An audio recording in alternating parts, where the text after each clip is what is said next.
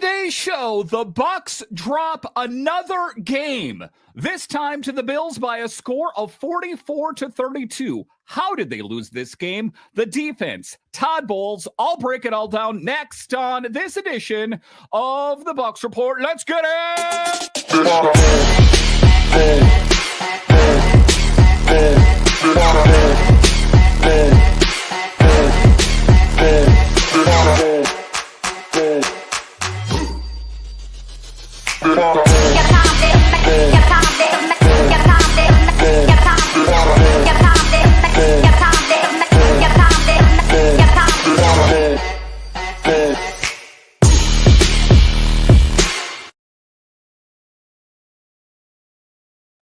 Well, hello and welcome into this edition of the Bucs Report, part of the Bucs Report podcast network. I am so glad you decided to join me today. As always, this podcast is free and available on all the major platforms. My name is Dan Holme. You can find me on Twitter. It's at DanCaps218. You can find the show on Twitter. It's at Bucs Minutecast, and the best way that you can help grow this show is to subscribe to the Bucs Report on YouTube, like the videos, and comment anything down below. So in this edition of the Bucs Report, another loss. Should I be reaching for the panic button? It seems like we're entering into that category where it seemed like the Buccaneers were clear-cut favorites to win the NFC South, but now they drop two really big games to the Pats, to the Bills, and it doesn't get any easier as they take on the Rams next. They're in first place. Now, when you take a look at this game, it's easy to say, well, Baker Mayfield sucks or that sucks. Let's be clear here. The Buccaneers put up 32 points. And one of the things I talked about in last week's podcast is the mobility of Baker Mayfield. And I'm going to go ahead and say it's still pretty good. And I think he's playing through a bit of pain there, maybe a lot of pain. And that is nothing new for him. The thing that is glaringly apparent in this game is the defense. Giving up 44 points is unacceptable in any other game. 32 should have won it and then some for the Bucs. And I think ultimately where the frustration seeps in for Baker Mayfield, the ultimate competitor, the player, the quarterback that is willing to do whatever it takes to win a game, a guy who runs in for a touchdown and just so hyped, he takes the football and flips it into the stands.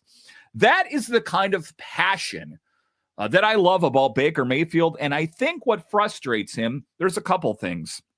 It's the defense. He knows it's a bit porous, right? If you're giving up 44 points, it's not totally dialed in. And the lack of weapons that he has at his disposal. But to be clear here, Sean Tucker, my man, torching it out there. I'll talk about him a little bit later and where he stands within this organization.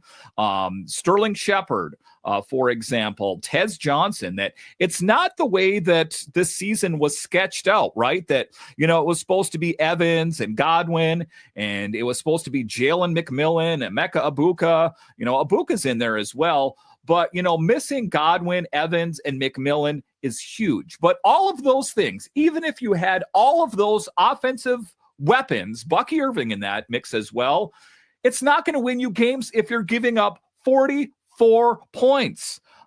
Just unacceptable. So let's just talk about the box score. You know, it's all about X's and O's and numbers as far as I'm concerned. Baker on the game, 16 for 28, 173 yards, 1 touchdown, 1 interception. But the main event, to be clear here, Sean Tucker is RB1.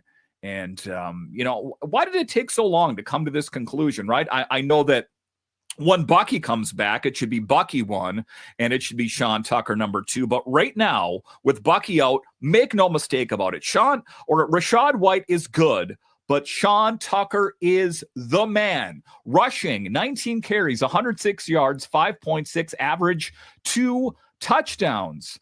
And then you take a look at Sean Tucker receiving 2 receptions, 34 yards, for 1 touchdown. 3 touchdowns in one game. If that guy is not RB1 in your mind, you might want to get your head checked out. He was dialed in.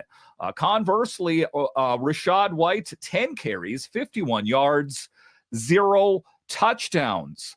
So those are the players that stand out. Baker Mayfield, it's Sean Tucker. It is the opportunities, that the Bucs, Parrish interception in this game, and SirVocea Dennis, that there is a lot of good to talk about.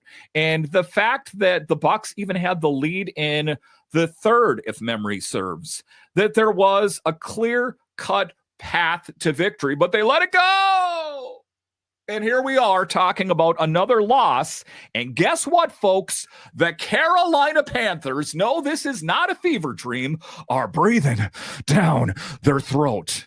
Yes, Dave Canales is the guy pushing the buttons, pulling the strings. That Dave Canales, who took that team from the ashes and is challenging the Buccaneers. There is a possibility that if the Bucs lose in this next game, which is, I hate to say it, a scenario that could potentially be that Carolina could supplant the Buccaneers. Is it going to come to that? I don't know if that's the case, but it definitely does have me worried. I'm getting all worked up here. I haven't even dove into the show. Let's get into it. There is much to get into here. So the opening biggest takeaway, the Bucs finally ran the ball like a team that showed up ready to punch somebody in the mouth. Sean Tucker, electric. He gave this offense life. He gave them an identity, and still we lose 44-32 against Buffalo. 9 lead changes, wild swings, crazy crowd, and the same old problem shows up again. Explosive plays allowed, Josh Allen doing Josh Allen things, and that was the difference. And I'm going to go ahead and say that Josh Allen and Baker Mayfield are cut from the same cloth. Certain attributes, or quite a few attributes, remind me of one another. And I think that, for Baker, that is ultimately why he really got up for this game, that he knew it wasn't going to be easy. He knew the kind of opponent that Josh Allen is. And wow, that guy is next level. That is for sure. So let's talk about offense and identity. You could feel it early.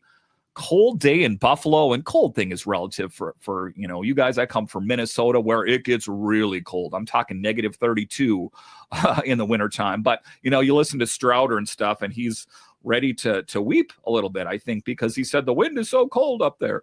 I kid Rick Stroud. He is my go-to podcast for Bucs News. But in any event, it was cold in Buffalo for people from that area. And the Bucs came out with a plan to run the ball and stick to it. And they did. Tampa Bay racked up 202 rushing yards. And that is not normal for this team. That was a team that did their level best, at least offensively, to punch the Bills in the throat. And it wasn't enough. And this is not something we've been able to say in weeks. Sean Tucker was the spark. Tucker finished with 106 rushing yards on 19 carries. He added a 28-yard touchdown catch. He totaled 3 freaking touchdowns on the day. I'm thinking about getting a Tucker jersey. I don't know about you guys, but I was drinking the creamsicle Kool-Aid after this game when I saw what he put up. Now, first 3-score game of his career, and honestly, like I said, looks like RB1. No debate for me.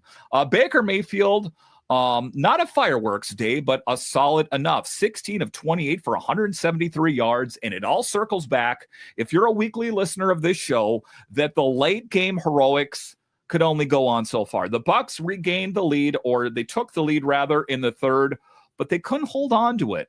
And that is what is most distressing. He had a rushing touchdown, an interception that hurts, yes, but he kept plays alive with his legs. The offense had rhythm, it had balance, and I could sense by watching the game that Baker was playing hurt. The level of that, only he knows, but he's not 100%, but he is a baller and played through it. And for once, The big thing, it felt like the run game wasn't just a suggestion. Let's talk about play design. The 4th-and-1 red zone, perfect call. The wheel route to Tucker to take the fourth quarter lead. That's trusting your playmaker, right? And but here's the tough truth. You put up 202 rushing yards and still lose the game. Unacceptable. And I'm here to tell you, if the playoffs started today, it would be curtains for this team in a hurry. And that's points to issues elsewhere. Defense, special teams, explosives given up. So to say I'm frustrated after this game would be an understatement. And, you kind of you talk yourself down a little bit, like when they lost the game against the Patriots, you're like, yeah, well, they got the good quarterback and yeah, they'll figure it all out. Well, I mean, I wasn't reassured. This team looked good, but the glaring deficiencies are what overshadows everything else. And at the end of the day, a loss. A loss is a loss is a loss. And that's the part that has me the most troubled. And on deck, the Buccaneers do not have an easier opponent. All right, so coming up here after the break, we'll talk about defense, turnovers, and the playmakers straight ahead. All right, welcome back into this edition of the Bucs Report, part of the Bucs Report podcast, simulcast on the Bucs Minicast podcast feed, a part of the Fans First Sports Network. So let's dive into segment 2 here, and we're talking about the defense. And I don't even really want to talk about it. A little bit of PTSD after the game, just how this team struggled defensively. And even the harder part is that we talk about the offensive weaponry that is there on the horizon at some point will come and save this team. We don't have that on the defense. There's no player or players that are going to come and fix this. And that is what has me the most concerned. So let's dive into segment number 2 here. And just giving credit where credit's due. I don't want to totally, bury the lead here, but I'm going to give them a bit of credit as well. 3 takeaways in Buffalo, 8 different Bucs have interceptions this season, and that is wild. Jacob Parrish, that was the momentum maker. That should have been the moment that, the Buccaneers put that in a bottle and put the cork in and just later in the game let it out, because for me, that was the moment that I thought, here we go. And I cover 3 different sports. In those sports, it's all about momentum. That was the moment that I thought that was the momentum for this team. And then SirVocea Dennis grabs his first 2. Levante forces a fumble. That stuff matters. That stuff wins you games. So it's not all bad. But, again, you can't gloss over 44 points by the Bills. But then the flip side, Josh Allen hit multiple explosives. He hit those chunk throws. He ran for big gains. The Bucs allowed 3 plays of 25 yards or more, all converted into points. That cannot happen, not against elite quarterbacks, and definitely not on the road. Now, let me spotlight Parrish here real quick, because he deserves it. And in the game, the kid is everywhere. Tackles for loss, pass breakups, impact plays. That there were a lot of players that had me feeling good about the Bucs. He's near the top of the league and doing some great things. This is not normal for a rookie corner. He had 2 TFLs in his first pick in the game alone. And Tykee Smith too, right? We're going to just paint a broad brush here and talk about who stood out. He keeps shutting down passing lanes. He had 2 passes defended that literally set up the Dennis interception. He's top 5 in league in passes defended. Again, this is huge for the young guy on this team. As far as special teams are concerned, very up and down. Bills had long returns and flipped field position, but the Bucs forced a return fumble that the offense turned into points. Roller coaster. But you cannot beat a team like Buffalo giving them short fields. Todd Bowles said after the game, we got to fix the explosives. Yeah, exactly. Fix that.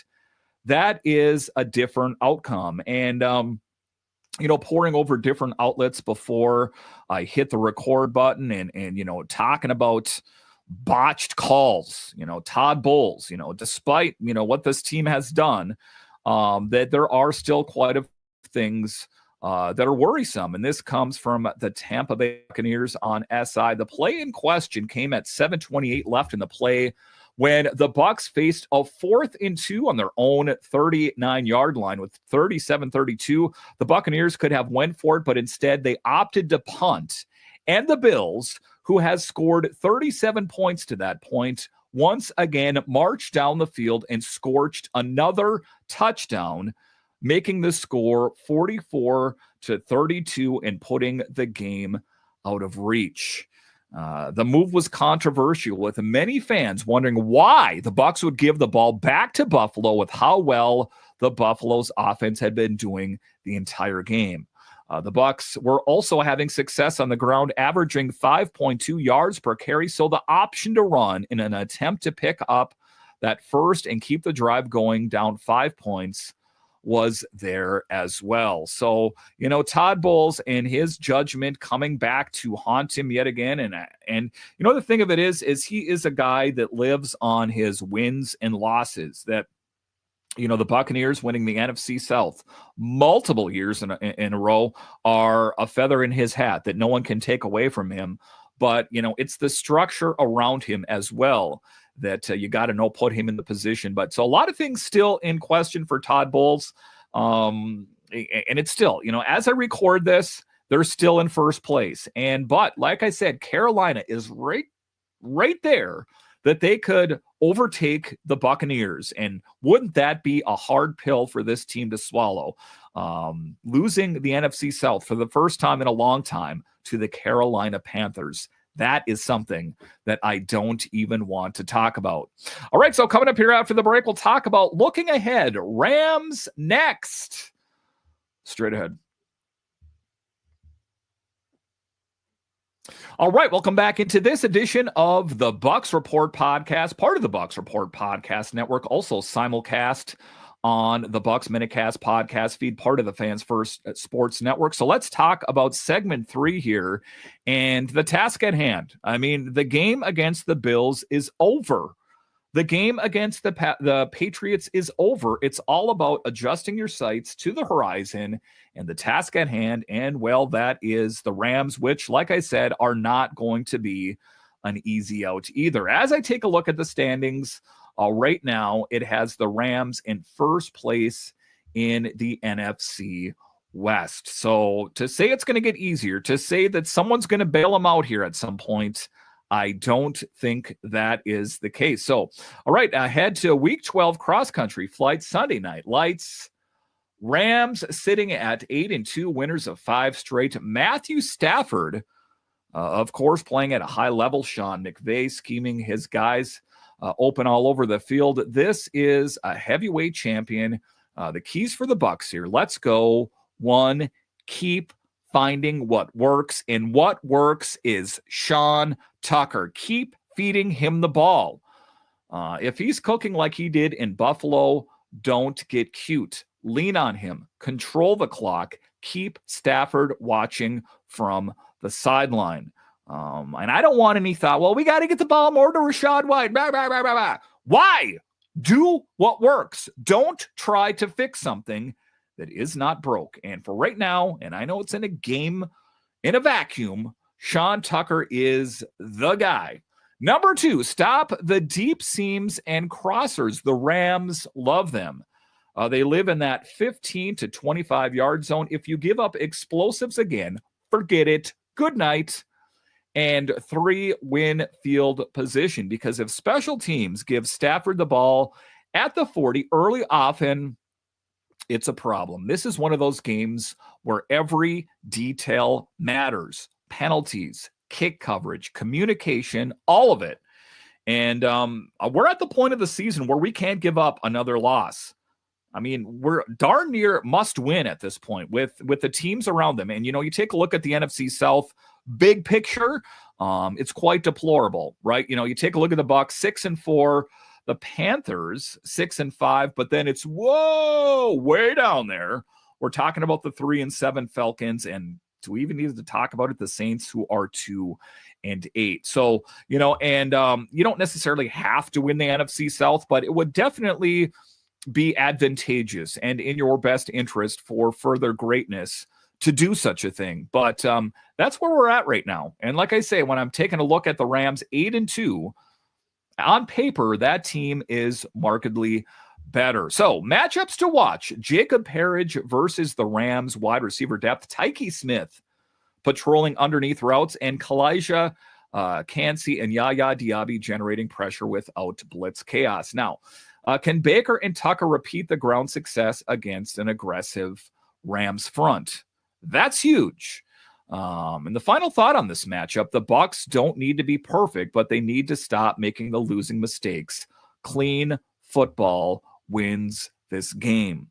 Again, don't get too cutesy. We need the defense dialed in, and it's easier said than done, right? That when I take a look at it, who is going to be the player that is going to elevate this team, right? That's the hard part that I talk about. I harp on that the defense needs to get better. Are they going to be able to learn that in a week's time?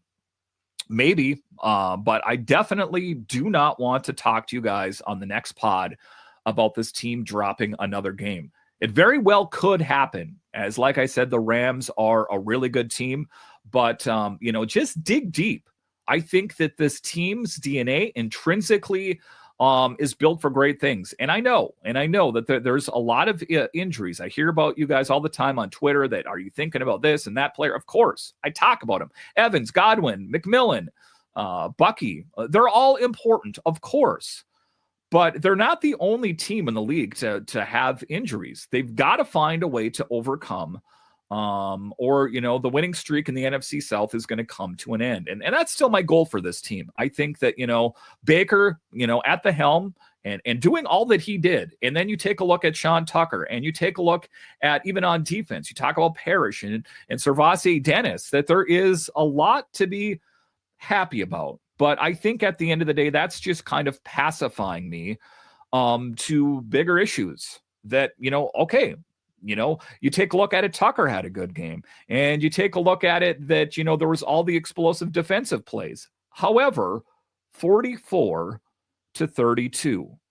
Now that leaves, you know, just an ugly, disgusting taste in your mouth that the mouthwash is not going to take away. And for me, I'm at the point where seeing is believing. And, you know, I just, they've really got to scheme something up better to combat the LA team that is going to throw the kitchen sink at them. And it's not going to be an easy out. If they can win this game, this is a momentum builder for sure. This is going to put them in a better position in a lot of different regards. And it's what it's going to do is it's going to restore confidence. It's going to restore swagger to this team. And swagger and confidence are not things that are seen on advanced analytics, but it's a thing that if your team plays confidently, usually you can, you know, roll that into a few games there. That's what the Bucs are hoping for right now. The injuries are what they are. And they've got to find a way to overcome, because at the end of the day, say you make it to the playoffs, say, really crazy thought, you make it to the Super Bowl. You think that's going to be easy for you? No, you've got to find a way to march through. They've already failed against the Patriots. They failed, you know, in the last game here as well against the Bills. Not to mention there was I'm having to rack my brain, Detroit and Philadelphia as well. That those are all games that, you know, those are the kind of teams that they're going to have to play, and they're going to have to win if there's any dreams of playoff hopes here. That's where we're at. That is the state of the Buccaneers as I record this right now. Again, a lot is subject to change between now and then.